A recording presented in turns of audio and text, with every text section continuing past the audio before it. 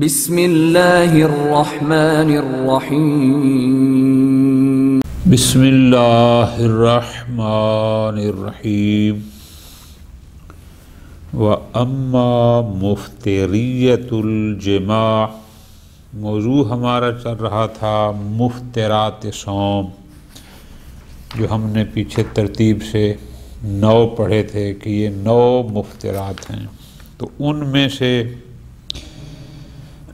عقل و شرب کی بات ہوئی تھی، وہ مکمل ہو گئی۔ اب ہم آ گئے ہیں جماع کی بحث پر کہ جماع یعنی حالت روزہ میں بیوی سے جماع کرنا، یہ بھی مفترات صوم میں سے ہے۔ یہاں پر 3 باتیں ہیں۔ ایک تو ہے کہ خود جماع مفتر صوم ہے، دوسری بات یہ تھی کہ وہ جماع چاہے قبولاً ہو تو بھی مفطر ہے، دوبراً ہو تو بھی مفطر ہے، اور تیسری بات یہ تھی کہ چاہے وہ فاعل ہو چاہے مفعول، دونوں کے روزے کے لیے یہ مبطل ہے۔ اب موضوع آگے ہمارا بڑھا اور وہ ہے کہ اس کی دلیل کیا ہے کہ جماع کے مفطر ہونے پر دلیل فرماتے ہیں آیت مجیدہ بھی واضح ہے اور روایت بھی موجود ہے۔ ذرا غور فرمانا۔ اما مفتریت الجماع، جہاں تک ہے جماع کے مفتر صوم ہونے کی دلیل، وہ یہ آیت مجیدہ ہے، سورہ بقرہ آیت نمبر 187۔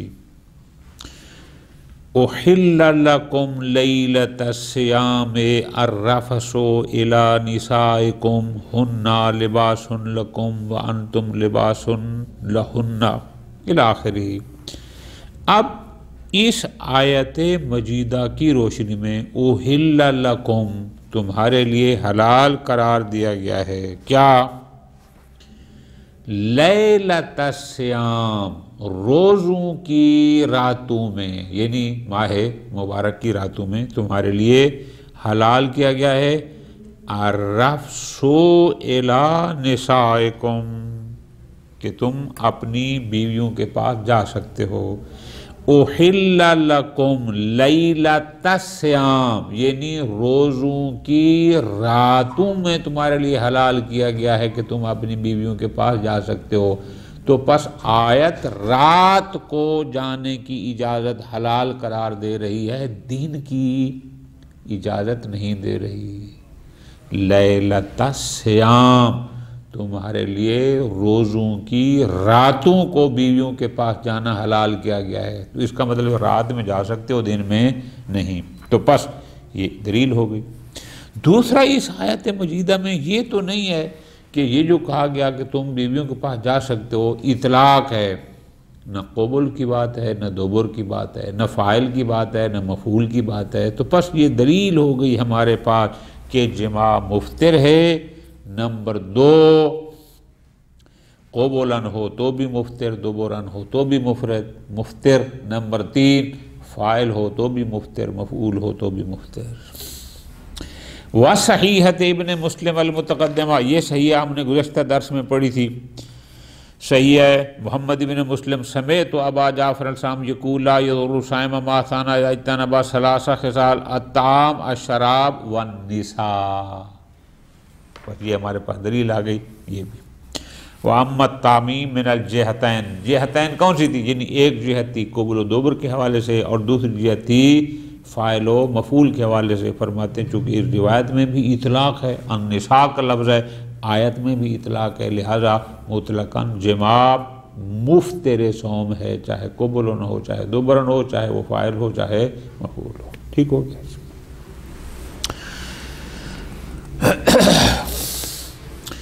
اما وجوب القضاء علی الشاک فی الدخول او بلوغ مقدار الحشفہ، اس کے بعد آگے انہوں نے فرمایا تھا کہ اگر کسی انسان کو شک ہو کہ دخول ہوا یا نہیں ہوا، یا مقدار حشفہ، مقدار ختنگاہ، آیا وہ داخل ہوئی یا نہ ہوئی، تو اس بندے پر قضا ہے، کفارہ نہیں ہے۔ شک ہے دخول ہوا یا نہ ہوا، قضا ہے تو کیوں، کفارہ نہیں ہے تو کیوں، اس کی دلیل کیا ہے؟ یعنی ایک شخص نے اپنی بیوی سے جماع کی کوشش کی اور شک میں رہا کہ پتہ نہیں دخول ہوا یا نہ ہوا، تو شریعت کہتی ہے اس پر قضا ہے، کفارہ نہیں۔ ہمیں دلیل چاہیے، قضا ہے تو کیوں، کفارہ ہے تو کیوں۔ اما وجوب القضاء، فقط قضا کا واجب ہونا، کفارے کا نہ ہونا، فقط قضا کا واجب ہونا کس پر؟ علی الشاک فی الدخول، جس آدمی کو شک ہے کہ آیا دخول ہوا یا نہ ہوا، او بلوغ مقدار الحشفہ، یا اس کو یہ شک ہے کہ پتہ نہیں ختنگاہ کی پوری مقدار داخل ہوئی یا نہ ہوئی، تو ہم نے کہا کہ اس پر قضا واجب ہے فقط۔ دلیل فرماتے ہیں اس لیے فَلِقَصْدِ ارتکاب المفتر، چونکہ اس بندے نے قصد تو کیا ہے نا مفتر کے ارتکاب کا۔ کیا مطلب؟ جماع مفترات صوم میں سے ہے اور اس نے جماع کا قصد تو کیا ہے نا، اب اس کو شک ہے کہ دخول ہوا یا نہ ہوا، لیکن قصد جماع تو تھا۔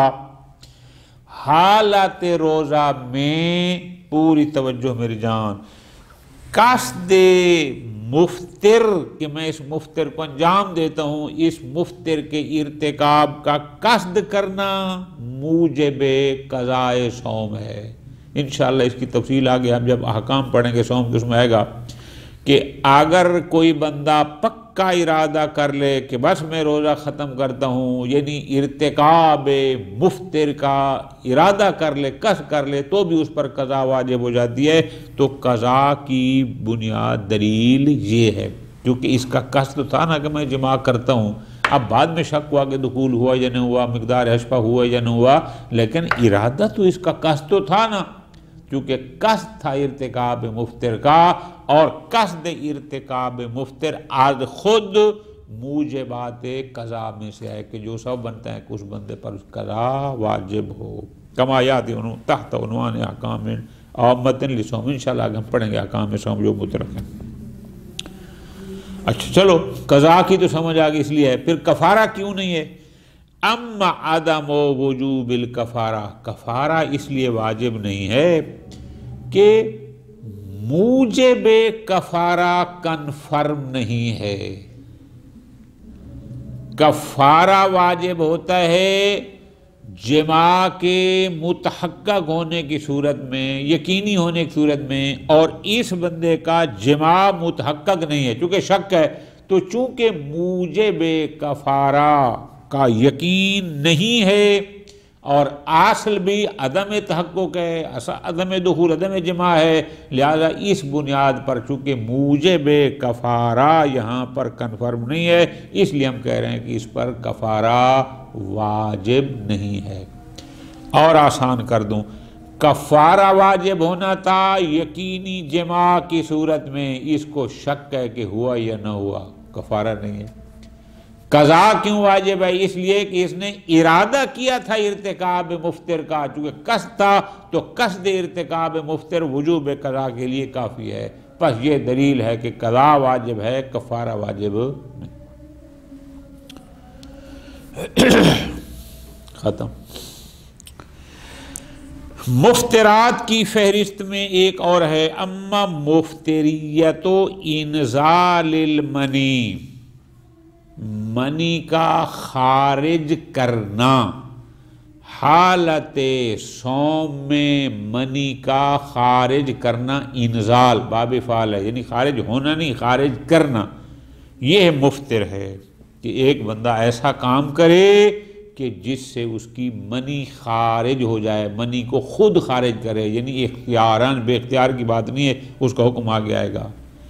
تو اختیاراً منی کو خارج کرنا مفترات صوم میں سے ہے، مفترات روزہ میں سے ہے۔ دلیل موجود ہے۔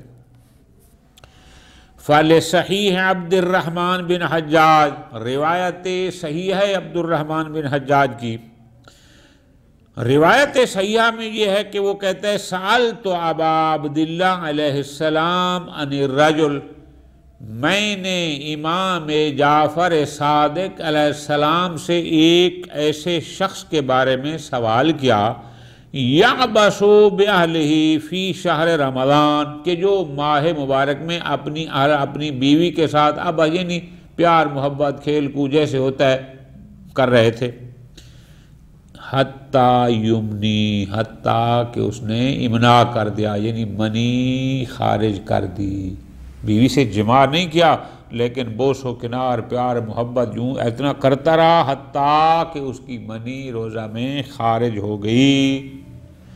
قال، امام نے فرمایا علیہ من الکفارہ، اس بندے پر کفارہ واجب ہے، مثل ما علی الذی یجامع، اسی طرح جیسے اگر یہ جماع کرتا تو اس پر کفارہ واجب تھا، اگر اس نے یہ کچھ کیا ہے اور اس نے منی خارج کر دی ہے پیار محبت کرتے کرتے تو بھی اس پر کفارہ واجب ہے۔ ٹھیک ہو گیا؟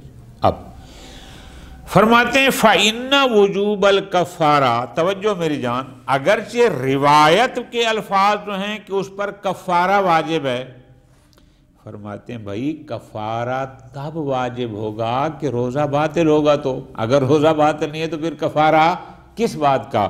فرماتے ہیں فَإِنَّ وُجُوبَ الْكَفَّارَةِ، اس شخص پر کفارے کا واجب ہونا يَدُلُّ بِالِالْتِزَامِ، وہ دلالت التزامی کرتا ہے، کس پر؟ علی المفتریت، کہ یہ عمل مفتر صوم تھا اور قضا بھی واجب ہے۔ کفارہ کا مطلب یہی ہوتا ہے، کفارہ وہاں ہوتا ہے یہاں قضا بھی ہو، یہ تو ہو سکتا ہے کسی مقام پر قضا ہو لیکن کفارہ نہ ہو، ایسا نہیں ہے کہ کفارہ ہو اور قضا نہ ہو، نہ، جہاں کفارہ واجب ہوتا ہے وہاں قضا بھی ہوتی ہے، اور کفارہ تب واجب ہوتا ہے کہ اگر وہ عمل مفتر صوم ہوگا تو روزہ باطل ہوگا تو۔ فرماتے ہیں آپ کا عنوان تھا کہ مفتریت و انزال المنی، بات بیوی یا غیر بیوی کی نہیں تھی کہ منی کا خارج کرنا، یہ حدیث ذکر کر رہی ہے کہ ایک شخص اپنی بیوی کے ساتھ یہ کچھ کر رہا تھا اور منی خارج کر دی۔ فرماتے ہیں وَهُوَ وَإِنِ اخْتَصَّ بِالْعَبَسِ بِالْأَهْلِ، اگرچہ اس روایت میں ذکر اس کی بیوی کی بات ہو رہی ہے کہ وہ بیوی کے ساتھ پیار محبت کر رہا تھا اور منی خارج کی، لیکن يُمْكِنُ التَّعَدِّ مِنْهُ إِلَى سَائِرِ الْأَسْبَابِ، وہ بیوی جو اس کے لیے حلال ہے، جس کے ساتھ اس کا جماع بھی حلال ہے، اور اس کے ساتھ اگر ایسا کرنے سے دن میں کفارہ واجب ہو جاتا ہے تو جو دیگر اسباب ہیں وہاں پر بطریقن اولا، مفہوم اولویت ہے کہ وہاں پر یعنی جو اس کی اپنی بیوی ہے جو اس کے لیے حلال ہے، فقط روزے کے جو چند 10-12 گھنٹے اس دن وہ اس کو حکم ہے کہ نہیں کر سکتا، جب اس کے ساتھ یہ کرنے میں اس پر کفارہ واجب اور روزہ باطل ہے تو باقی اسباب سے تو بطریقن اولا واجب ہے۔ یہ ہمارے پاس دلیل ہے۔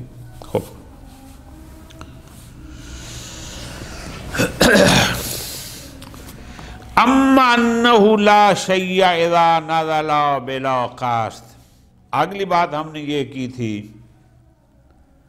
کہ اگر کسی شخص کی منی خارج ہو جائے جبکہ اس کا منی خارج کرنے کا قصد بھی نہ ہو، نہ ہی کوئی قضا ہے اور نہ ہی کفارہ ہے، کہ ایک بندے کی، یہ دیکھو نا لفظوں پہ غور کرو، وہاں پر تھا انزال المنی، منی نکالنا خارج کرنا، یہاں ہے نازلہ یعنی منی از خود خارج ہو جائے بغیر قصد کے، اس کا قصد نہیں تھا کہ میری منی خارج ہو، لیکن اگر خارج ہو گئی لا شیء، کوئی قضا و کفارہ نہیں ہے۔ کیوں؟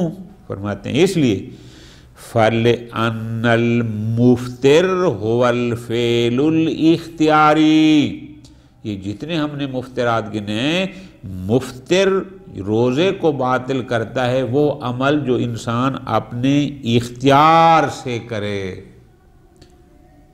بھول کے پانی پی لیا روزے پہ کوئی فرق نہیں پڑتا، جان بوجھ کے پی لیا روزہ اس کا باطل ہے. اب یہ فرق ہوتا ہے کہ مفطر وہ ہوتا ہے جو فعل اختیاراً ہو، اور یہاں اس نے اختیار نہیں کیا، خود بخود نکلی، قصد بھی اس کا نہیں تھا. پس اذ بعد قصور المقتضی، کہ پس مقتضی کیا تھا؟ وہ تھا فعل اختیاری. ہر وہ فعل مفطر صوم ہے جو اختیاراً ہو، اور جو اختیار نہ ہو اس کو وہ مفطر قرار نہیں دیا جا سکتا. جب نہیں دیا جا سکتا یتمسک فی غیرہ بالبراء، لہذا وہاں پر ہم اصالۃ البراء کہ یہ عمل اختیاراً ہو تو دلیل کہتی ہے یہ مفطر ہے. اچھا اگر یہی عمل بے اختیار ہو تو اس پر دلیل موجود نہیں ہے مفطر ہونے کی. جب نہیں ہے ہم کریں گے اصالۃ البراء جاری کہ انشاءاللہ یہ مفطر بھی نہیں ہے، اور اس پر کوئی نہ قضا واجب ہے نہ قضا کفارہ، چونکہ یہ فعل اختیاری نہیں. پس ومنہ یتضح عدم مفطریت الاحتلام، پس اب واضح ہو گیا کہ اگر کسی شخص کو حالت روزہ میں احتلام ہو جائے، منی خارج ہو جائے نیند میں، تو وہ مفطر نہیں ہے. کیوں؟ الا انہ ورد فی صحیحۃ عبداللہ بن میمون ان ابی عبداللہ، روایت صحیح ہے عبداللہ بن میمون کی امام جعفر صادق علیہ السلام سے. اور وہ کیا ہے؟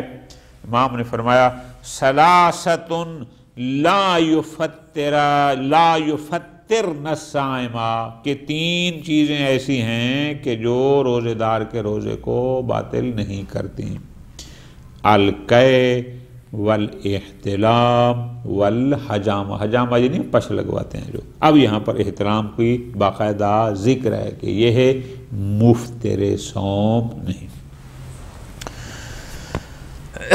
فرماتے ہیں کما یتضح ان المحتلم، ایک اور دلیل بھی کہ احتلام جو نیند میں انسانی منی خارج جاتی ہے وہ مفطر نہیں ہے. کہ ان المحتلم، کہ اگر کوئی شخص دن میں محتلم ہو گیا، اس کا احتلام اس کو ہو گیا، منی خارج ہو گئی، یجوز لہ فی النہار الاستبراء، تو دن میں اس کے لیے استبراء کرنا بھی جائز ہے. وَإِنْ عَلِمَ بِوُجُودِ بَقَائِعِ الْمَنِي فِي الْمَجْرَى، اگرچہ اس کو پتہ بھی ہو کہ جب استبراء کروں گا تو جو پیشاب کے مقام پر جو تھوڑی بہت منی باقی ہے میرے استبراء سے وہ قطرے بھی خارج ہو جائیں گے، پھر بھی اس کے لیے یہ جائز ہے. کیوں؟ یہ تو اختیاراً کر رہا ہے. فرماتے ہیں اس لیے جائز ہے فَإِنَّ نُزُولَهُ، چونکہ اب جو قطرے استبراء کی بنیاد پر خارج ہوں گے یہ نزول منی من نتائج الاحتلام السابق، یہ کوئی نیا احتلام نہیں ہے، یہ وہی ہے جو پہلے اس کو ہوا تھا، اور یہ اس کے بچے کچے ذرات ہیں جو باہر نکل رہے ہیں. اور اس اصل احتلام کے بارے میں حکم بانہ لا یفطر صائم، اس کے بارے میں کہا گیا کہ وہ تو روزے دار کو روزے کو باطل نہیں کرتا. پس جب اصل احتلام مفطر نہیں ہے تو اس کے بچے ہوئے ذرات اگر بعد میں استبراء کی صورت میں نکل جائیں تو بھی اسے کوئی فرق نہیں پڑتا. پس یہ دلیل ہے کہ بلا قصد اگر منی خارج ہو جائے، جیسا کہ احتلام کی صورت میں ہوتی ہے، وہ نیند میں ہو یا غیر نیند میں، لیکن ہے بغیر قصد کہ آج خود بے ساختہ نکل جائے، اس کا قصد وغیرہ نہ ہو، اختیار نہ ہو، یہ مفطر صوم نہیں ہے.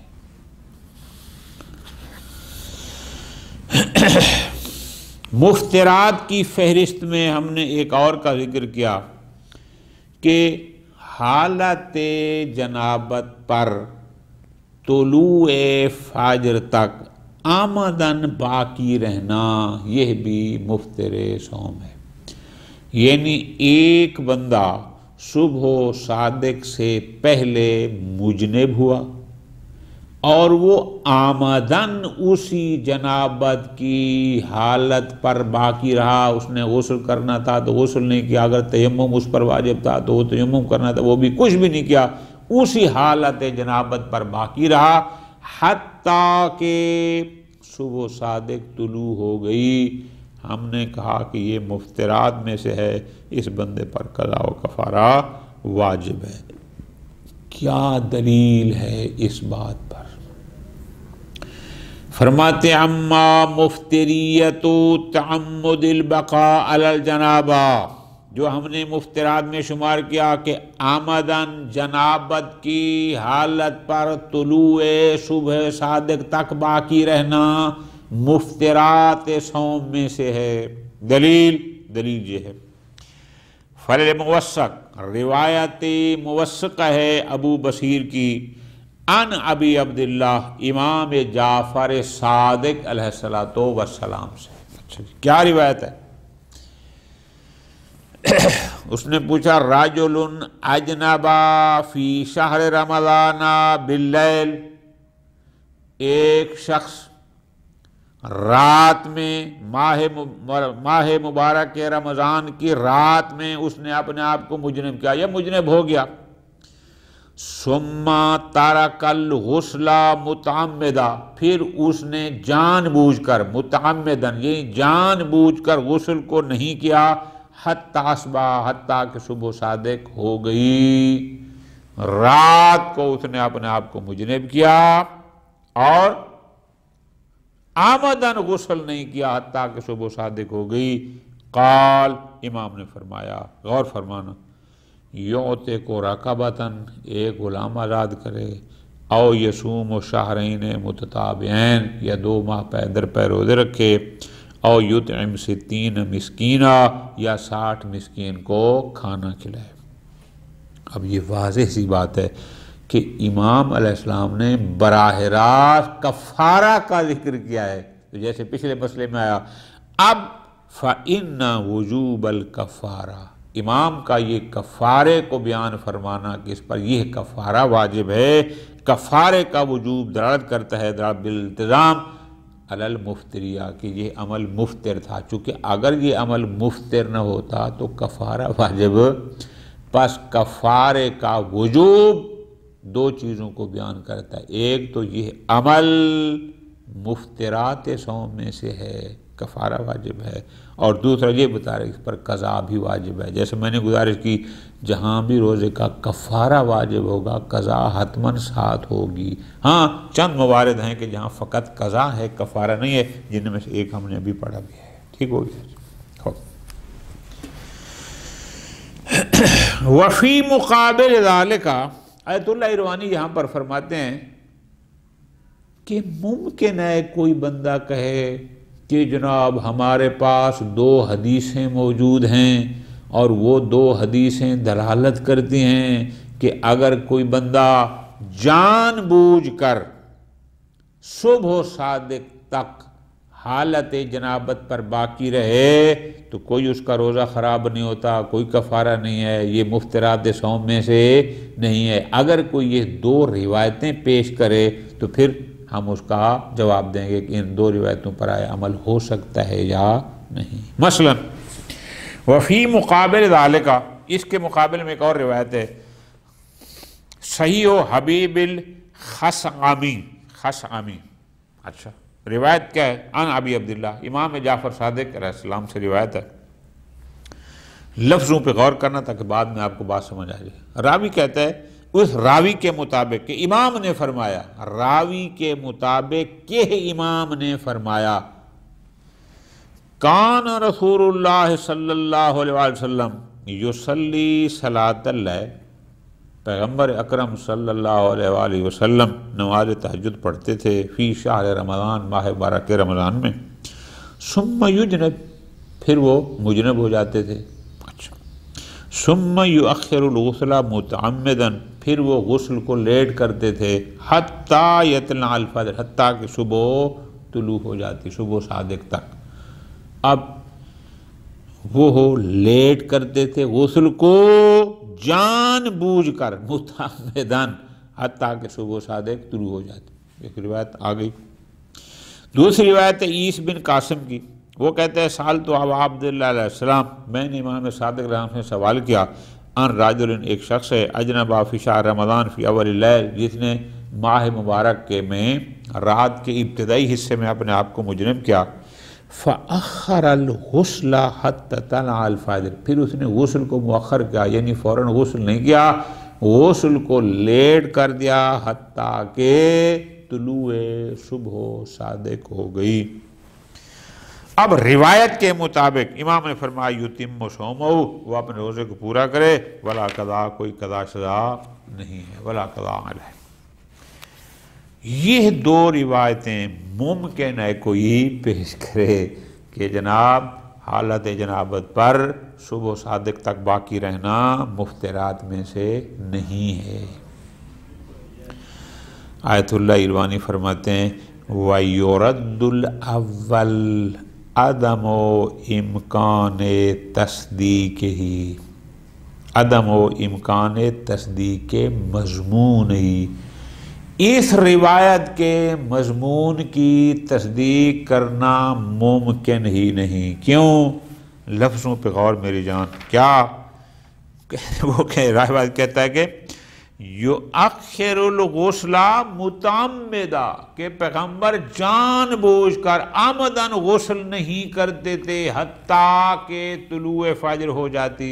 مضمون روایت کو قبول کرنا ممکن ہی نہیں ہے کہ پیغمبر جان بوجھ کے غسل نہ کریں حتیٰ کہ صبح ہو جائے۔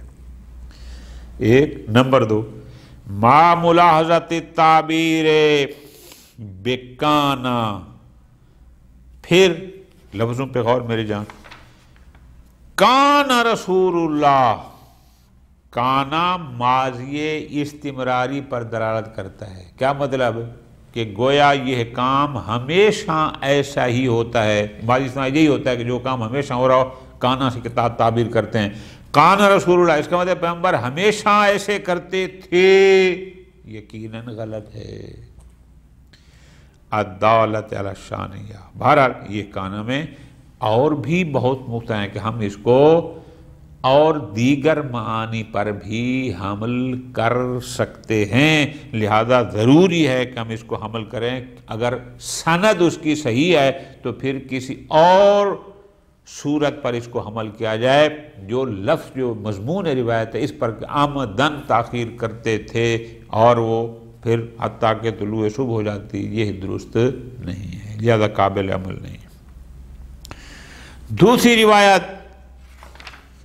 جو عیس بن قاسم کی تھی کہ امام نے فرمایا یتم صومہ ولا قضا مطلق، وہ بھی دیکھو نا وہ ہے اجنبا فی شہر رمضان فی اول اللیل فاخر الغسل، اخر الغسل غسل کو مؤخر کیا۔ کیوں مؤخر کیا؟ اختیاراً کیا، اضطراراً کیا، اس کا تو کوئی ذکر نہیں ہے۔ تو پس فرماتے ہیں یہ روایت مطلق ہے فلا بد من حملہ علی غیر حال العمد، تو ہم اس کو حمل کریں گے کہ اگر اس نے غسل کو مؤخر کیا فی غیر حال العمد یعنی آمدن نہیں کیا تو اس صورت میں ہے۔ کیوں؟ چونکہ آمدن لطف لینے آگا جان آمدن کا حکم پیچھے آ گیا، من ترک ثم ترک متعمدن، اور جس نے آمدن غسل کو ترک کیا امام نے اس پر کفارہ بیان کیا، تو پس آمدن ترک کی صورت میں تو روایت موثق نے کہہ دیا کہ اس پر کفارہ واجب ہے۔ کفارہ واجب ہے تو اس کا مطلب اس کا روزہ باطل ہے، قضا بھی ہے، لہذا اس کو آپ یہ چونکہ مطلق ہے عمد اور غیر عمد کا کوئی ذکر نہیں ہے، ہم اس کو حمل کریں گے غیر عمد کی صورت میں۔ اور آخر میں فرماتے ہیں ثم ان هناك تفصیلا فی الحکم بمبتلیت البقاء علی الجنابہ بغیر عمد، پھر انشاءاللہ ایک بحث آگے آئے گی کہ اگر کوئی بندہ حالت جنابت پر باقی رہتا ہے لیکن عمدن نہیں رہتا، کیسے؟ بین حالت استمرار نومت الولا سوا کہ جب اس کو یعنی وہ مجنب ہوا تھا اور نیند میں تھا تو وہی پہلی نیند ہی اس کی باقی رہی حتیٰ کہ صبح ہو گئی، یا تفصیل ہے کہ یہاں حکم کیا ہے وبین حالت استیقاظ، یا ایک دفعہ جاگا پہلی مرتبہ اور پھر دوبارہ سو گیا، پھر اس کا حکم کیا ہے جاگنے کے بعد اور علم بالجنابت ہونے کے بعد سونا اور اسی پہلی نیند میں ہی سوئے رہنا حتیٰ کہ صبح ہو جائے، ان کے حکم میں انشاءاللہ تفصیل ہے، وہ احکام صوم جب پڑھیں گے تو وہاں پر آئے گا۔ سطحت الاشارۃ الیہ عند بیان الاحکام العامۃ للصوم۔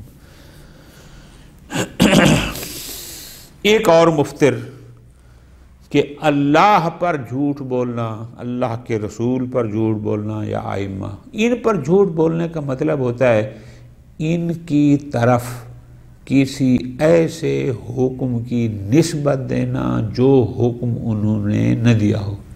اللہ نے یہ فرمایا حالانکہ اللہ نے فرمایا نہ ہو، پیغمبر اکرم نے یہ فرمایا جبکہ انہوں نے فرمایا نہ ہو، فلاں امام نے یہ فرمایا جبکہ انہوں نے فرمایا نہ ہو، اس کو کہتے ہیں کذب علی اللہ، کذب علی الرسول، کذب علی الائمہ۔ یہ بھی مفترات صوم میں سے ہے۔ اما مفتریت الکذب علی من ذکر کون تھے؟ یعنی اللہ کے رسول اور ائمہ۔ فقد ذهب الیہا کثیر، اکثر علماء کا نظریہ یہ ہے کہ یہ مفترات میں سے ہے۔ کیوں؟ چونکہ روایت موثقہ ہے ابو بصیر کی ان ابی عبداللہ امام جعفر صادق علیہ السلام سے کہ امام نے فرمایا ان الکذب علی اللہ وعلی رسولہ وعلی الائمۃ علیہم السلام یفطر الصائم۔ اللہ پر، اللہ کے رسول پر اور ائمہ پر جھوٹ بولنا روزے دار کے روزے کو باطل کر دیتا ہے۔ تو یہ دلیل ہے کہ اللہ کے رسول اور ائمہ پر جھوٹ بولنا یعنی جھوٹی نسبت دینا، ان کا فرمان نہ ہو اور اس کو فرمان بنا کے پیش کرنا، یہ مفترات صوم میں سے ہے۔ باقی ہیں انشاءاللہ پھر اگلے درس میں۔ وصلی اللہ علی محمد وآلہ محمد۔